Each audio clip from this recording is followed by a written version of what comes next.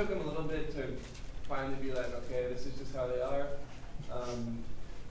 There's been a few practices where at the end we shoot free throws for about 10-15 minutes, and sometimes we goof around too much, and we'll kind of get peeved because if we shoot poorly at the line the next night in a game, we'd be like, nah, it's because you guys are goofing around all the time. So sometimes we kind of like to play it cool, the night before a game, shoot free throws and stuff. But I think he's accepted this is how we are.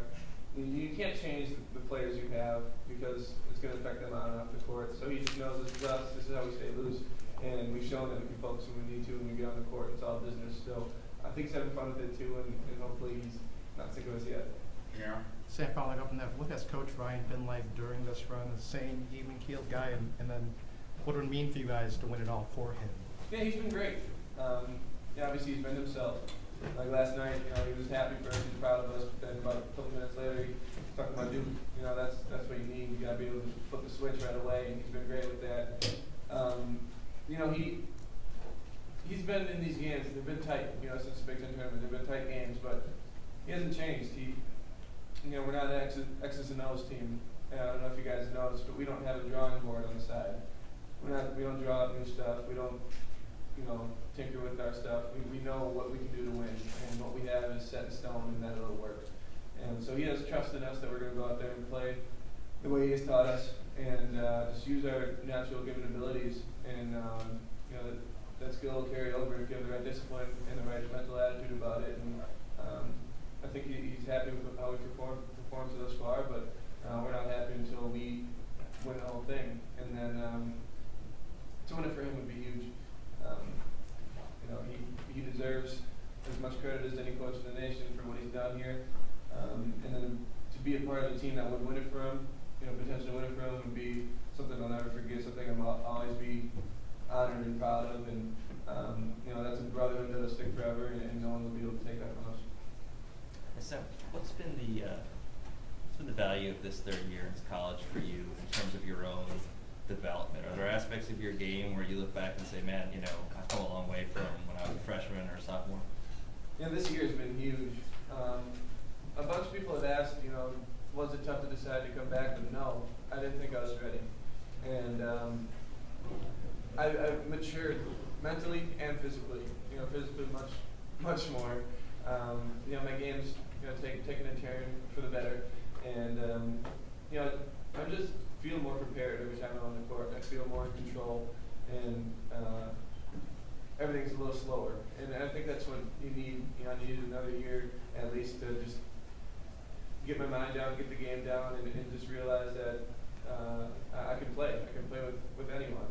And having that confidence is big for me. And I think I've done a good job, so far this year and in this tournament. And compared to other years, I think I've taken a big step. Standing back there. Sam, how far away from your A game were you in that first matchup against Duke, and having your health now, how does that change this matchup? Yeah, that was like my D- game. Didn't play up to my potential, didn't play up to my standards, and that one was on me. I know it's not a one person that makes or break a game, but I didn't do what I needed for our team to win that game, and that was frustrating for me. That was in a stretch where I was down on myself and just didn't have my legs back and wasn't confident. But you can't make excuses.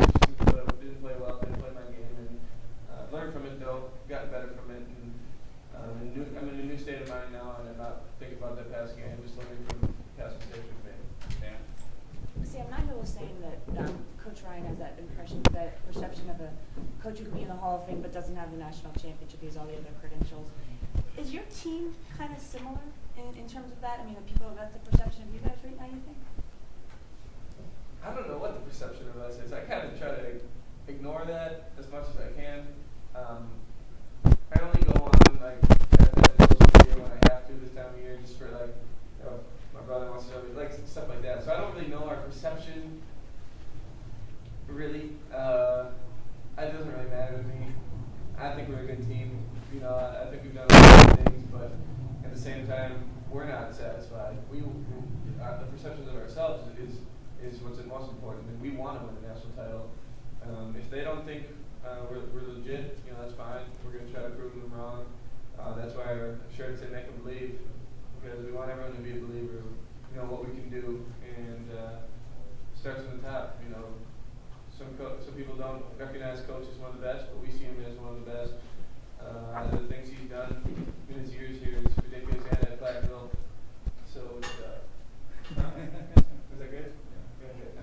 Yeah, and all that, all the hoopla from other people doesn't really matter to us. We know what we've done, we know what he's done, and we're proud of him for it. He deserves all the recognition he gets. Third row right here. Well, on that same point, going back to Platteville, it's very obvious that Coach Ryan's been doing the same thing that he has you guys doing for decades. I saw Coach Rainey in the locker room last night. He was Coach Ryan's high school coach, literally 40 years ago, if not more. So what is that? 50, yeah, probably. Yeah, it would be 50, yeah. So what does that do for you guys, knowing that kind of just as he's not going to necessarily change your goofiness, you're not going to change the way he's going to do things. You have to go into his system. What does it do for you knowing that the system existed before you? Well, that's big. It's not going to change for one person or a group of people. He's going to come in and make you buy into it. You have to earn your minutes, earn your time, and learn upperclassmen, and also learn from Coach Ryan. And you all of a sudden you get in here and you don't realize you're changing, but you change for the better as a man, and you learn how to buy in and be unselfish for the guy next to you, and that's pretty cool. Just that it's always been passed down through the ranks. And I don't really know where I'm going with this anymore, but Was it answered? whatever. Okay. We're good. Next guy. I forgot what the question was. I got a headache. Sorry. Along those lines, Sam, you guys keep joking around today, but has the magnitude of the situation hit you yet? You're playing in the national title game tomorrow. Have you grasped it? Yeah, last night about 3 a.m. it kind of hit me that I was playing the national title. We laid down, and Zach Scholl there, who was my roommate, was like, "Man, we're playing the national title. That's something no one really gets to do." And I was like, "Whoa, that's pretty cool."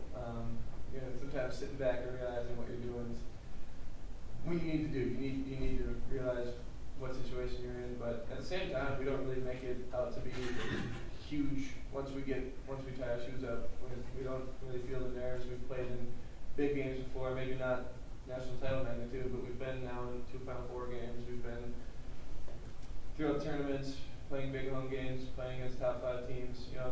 That's something we like to do. We like to thrive in. And so we're not going to be scared. It's not going to hit us when we're on the court that it's make or break every second. We're just going to play our game, do our thing, and I don't think you'll see us change anything come Monday night. Over here. Sam, everybody knows the player that Frank is all on the court. Give us a sense of his personality and quirkiness off the court. Yeah, Frank's a good guy. He's one to not be afraid to show his true emotions, true colors, and I think that's what makes him such a good player. He's learned to be himself and not care what people think about him. And you see him dancing, you see him yelling, you see him giving attitude to the media because he acts like he hates it, like it's the worst thing ever.